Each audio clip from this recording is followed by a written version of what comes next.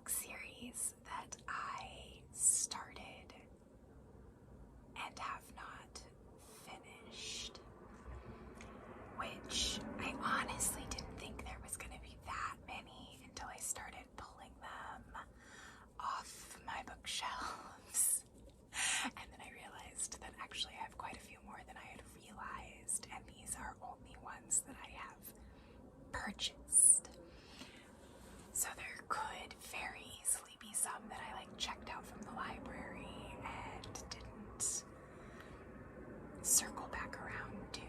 I did not go through my Goodreads or Storygraph to see if I had missed anything. And if I'm being completely honest, this is really just an excuse for me to show off the fact that I finally saved enough money to buy the Sandman box set. So,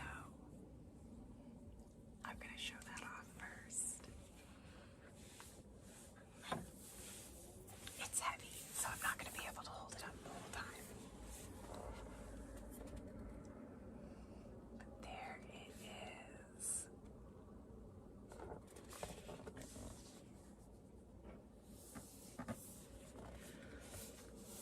So there are 14 books in this.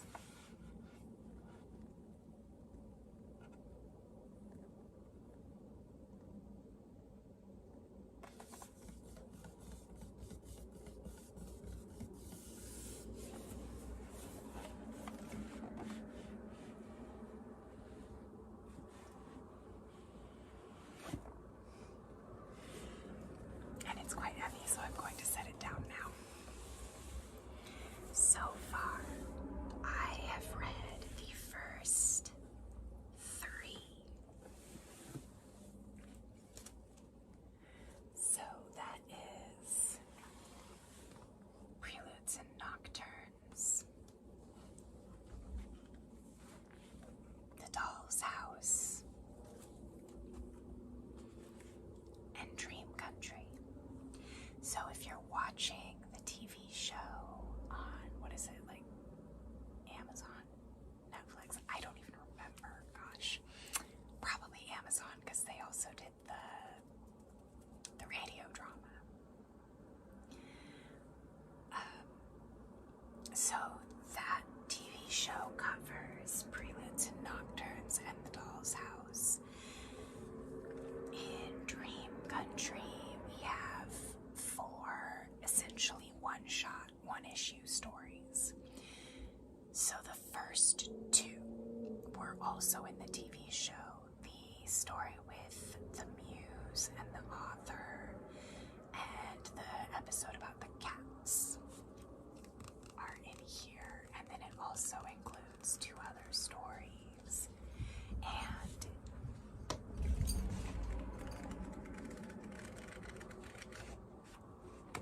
even more fun, it has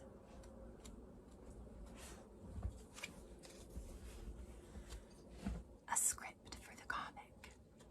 So this is what Neil Gaiman wrote to the artist to explain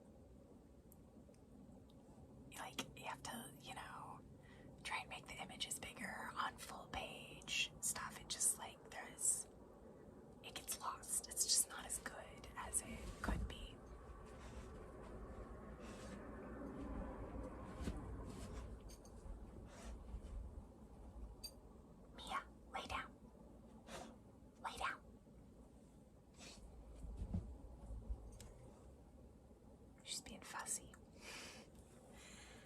So I'm just going to show you the rest of the comics, because after reading the first two on Hoopla, I was like, I just have to, like, let's be real, Neil Gaiman is one of my favorite authors. I just am going to want to own these. I want to be able to see the art as it was intended. So I did, like, just get these. I read The Dream Country yesterday. So next is Season of Mist.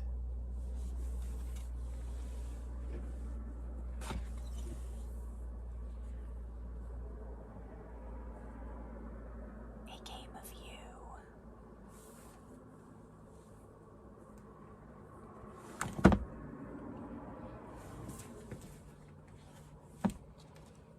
Fables and Reflections.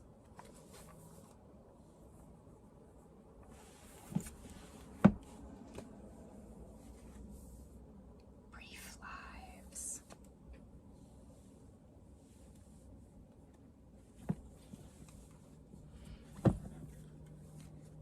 World's End.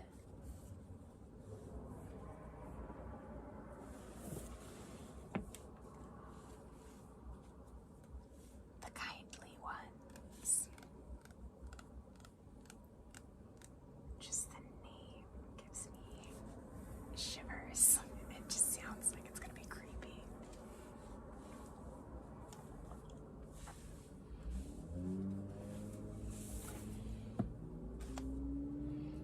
The Wake.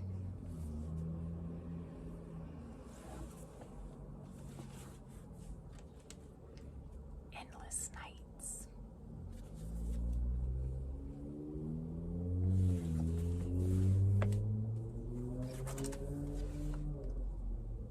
These are both labeled The Dream Hunters. And then Overture. So this one was written last, but is a prequel. So it's labeled as Number Infinity.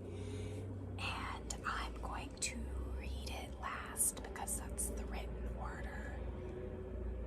And we'll see if by the end I feel like I should have read it first, but I think it'll be okay. And whenever I reread these, maybe I'll start with it next time. Because yes, I have not finished it, and I'm already thinking about when I reread it. Because that's just how my brain works. So, those are the only comics on my list. So next I'm going to talk about books that I own, all of the books in the series, and I just haven't gotten around to finishing.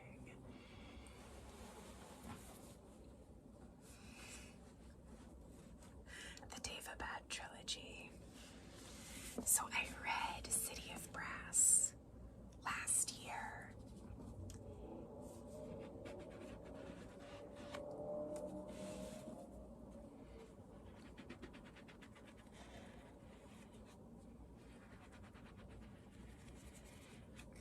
It's a chunky book. I really liked it. I gave it 5 stars on Goodreads and like 4.5 on Storygraph. But at the time that I read this, I did not have the other 2 books in the series. And I think that if I had, my momentum would have kept right on going and I would have finished the whole thing. But I hadn't purchased them yet, so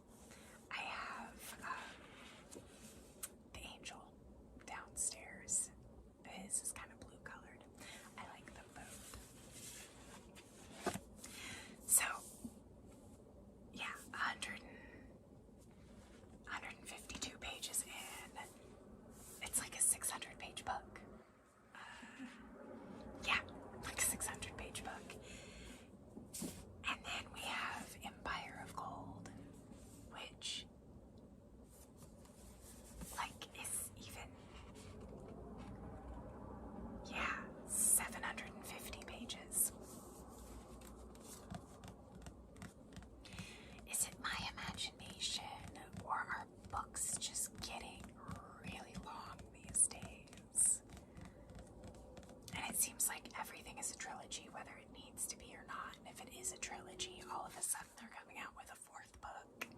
Because there is now a fourth book in this trilogy.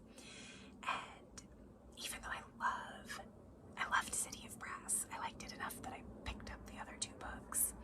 I think I'm going to refuse to get the fourth book on principle because trilogy means 3. It's just me, just my opinion. But, yeah.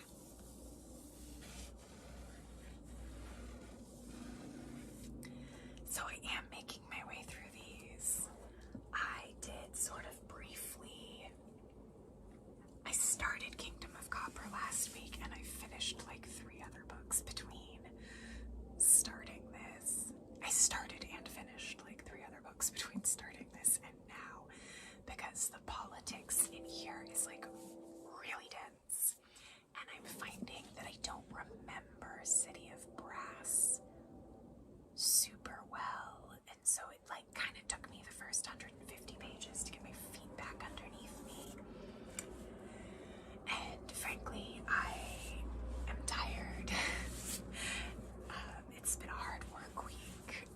I just don't have the energy for something that dense right now, which is why I read one of the volumes of Sandman, and I listened to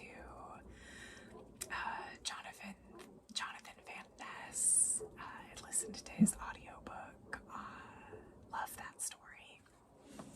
The book of essays. It's still kind of memoir-y, but not as much of a memoir as his first one. So, other series.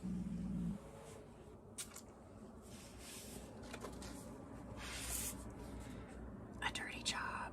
I read like 10 years ago, I think. I love Christopher Moore.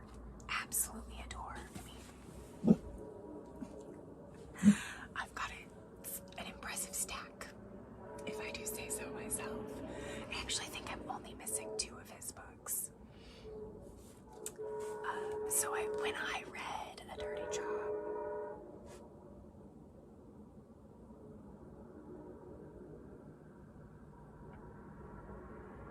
I'm just gonna wait for the train to go by. So when I read A Dirty Job, it didn't have a sequel yet. And then a few years ago, I saw secondhand souls at Half Price Books and got really excited and bought it, and then realized that I didn't own A Dirty Job. I had gotten it from the library and I wanted to reread it before I read this one, which means that this book has been on my shelf. It's been at least 5 years, but I think it's maybe even been longer than that without me reading it, because my husband just got me this one for Christmas in 2002. So I've only had this one for a couple of months. And it's not the only Christopher Moore series that I started and haven't read the rest of. And even worse,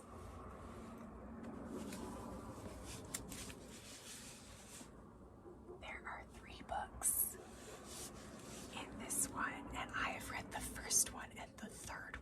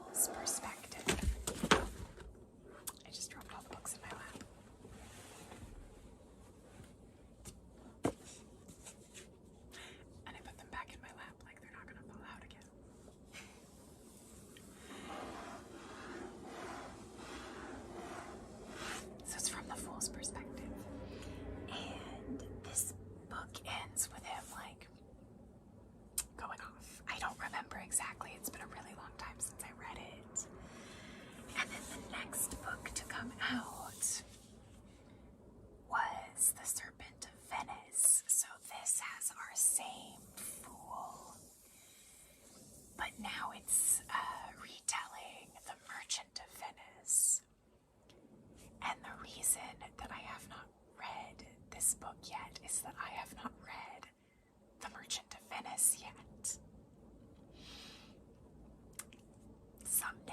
Someday when I'm in a Shakespeare mood, I will get around to it.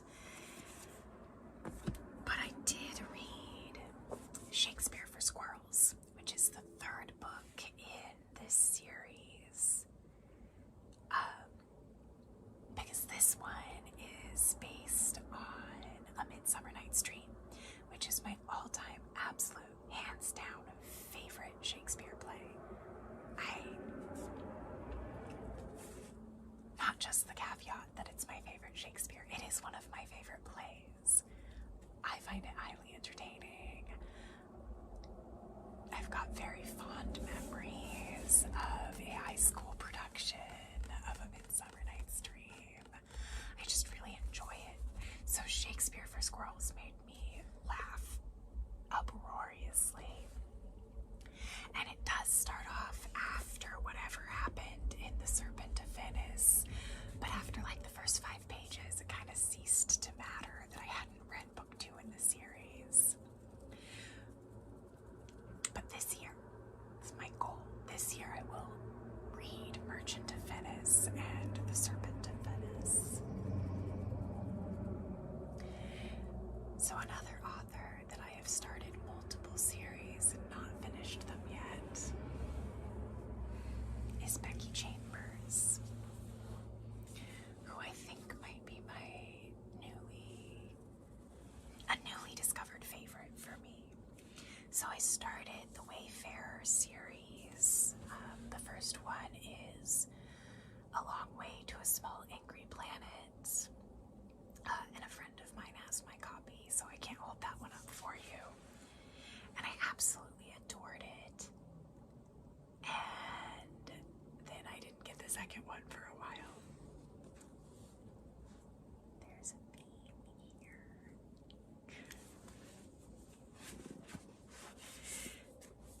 So, before I managed to purchase A Closed and Common Orbit, I bought A Psalm for the Wild Belt. And the reason that I bought this one was that my work gave me a Walmart gift card for Christmas. So I went to Walmart.com and bought $50 worth of books. Like you do when you get a gift card, right? So I was limited to what they had on their site, which was like a super random selection. And they had this one. So I did get A Psalm for the Wild Belt because they didn't have A Closed and Common Orbit. And then, so I've read this one. I absolutely loved it. It took like an hour and a half to read because it is just a novella. But it's so stinking sweet. It's just like so wholesome. Like really. This is a great book if you are in a stinker of a mood and you want to like lift it back up. And I had every intention of finishing the Wayfarer series and then circling back around to A Psalm for the Wild Belt.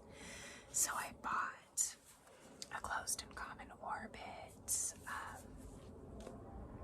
on like Tuesday. I'm filming this on Saturday. So I read this on Wednesday. And I loved it, which I'm not shocked by at all. But it was like, I was in a really bad mood. I've already said this was a hard week at work.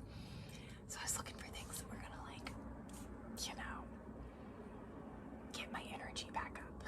Like, dyed my hair pink, read some warm, fuzzy sci-fi, you know, like you do when you're having a bad week. So I finished this and I put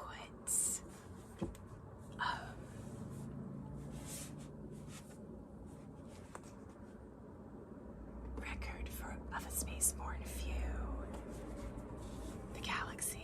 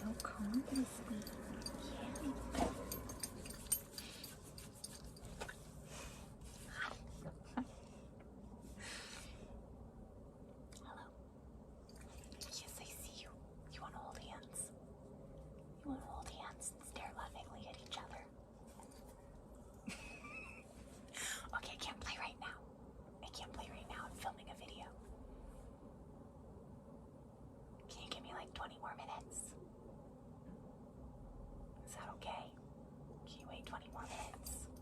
Okay, can you lay down?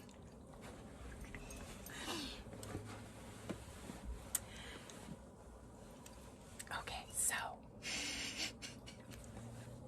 Mia, baby, you gotta go away. You gotta go away. Okay. She's now between me and the other books I was gonna show you. Okay, there she goes. So, Amazon, I know, bad guys. I put the books in my Amazon cart anyway, just so that I would remember that that is what I intended to purchase next, whether I got them from Amazon or Barnes & Noble or King's Books, which is my local bookstore.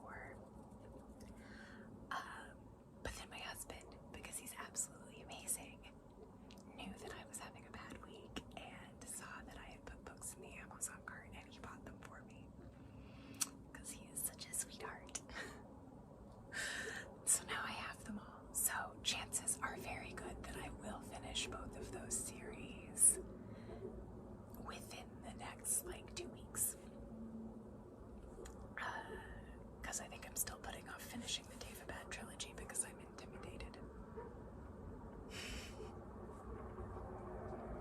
Speaking of series that I'm putting off,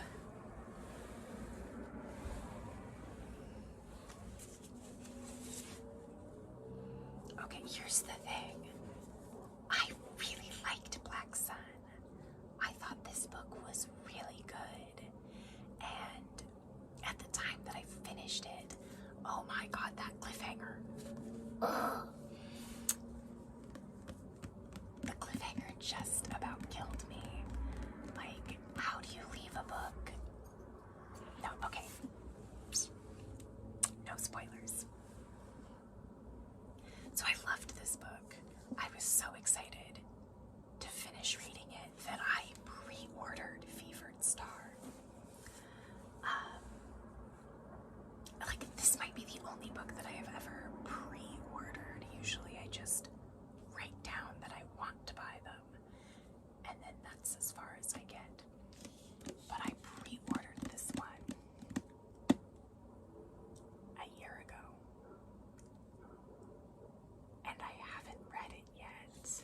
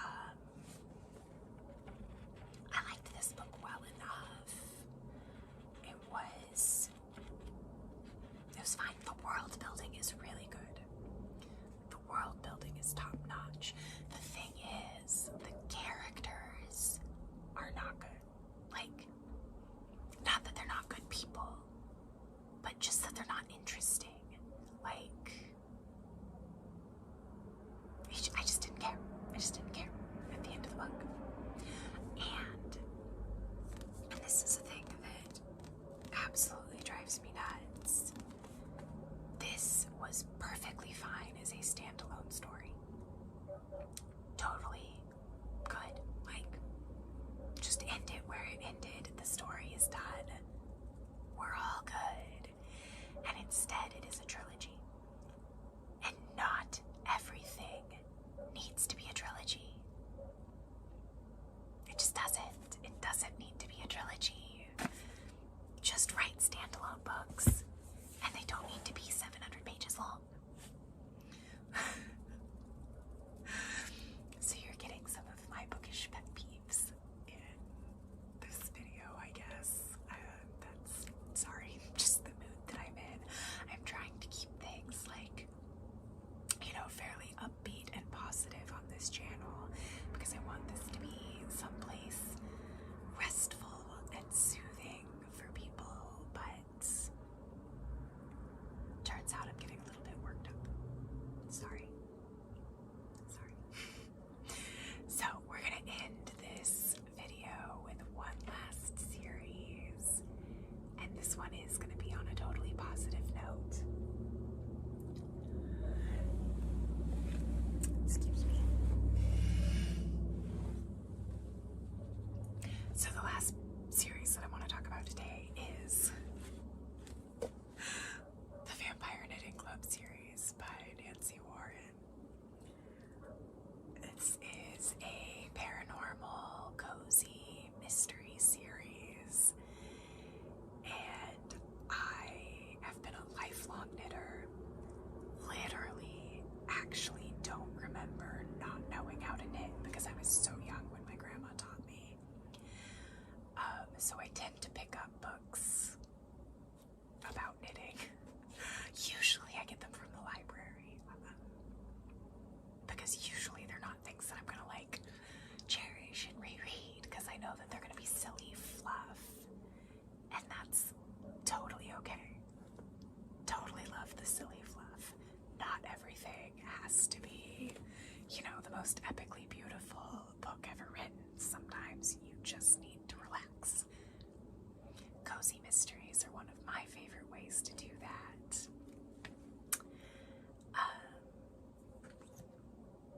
But my library didn't have these, and the only thing that I love more than knitting is vampires. So I could not help myself. I was like, vampire knitting, I'm in, I'm buying it. You can't stop me. And then, so I bought the first one, and then I loved it. So then I bought the second one, Stitches and Witches. And then we have Crochet and Cauldrons, Stockings and Spells,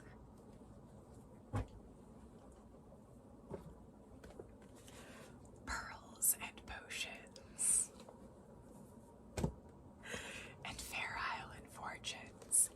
And this is like half the series. I think there's like 12 in total, but I could be wrong. There could be more than that by now, because Nancy Warren, I believe, is still writing them. So, and just like every cozy mystery, we have like an inexplicably high body count for a small town, and for some reason the knitting shop owner is far more equipped to handle the mystery than the police are. Like, I understand that the premise is ridiculous. In, our main character's defense, she is getting help from like super old vampires. They've been around a while, they know what they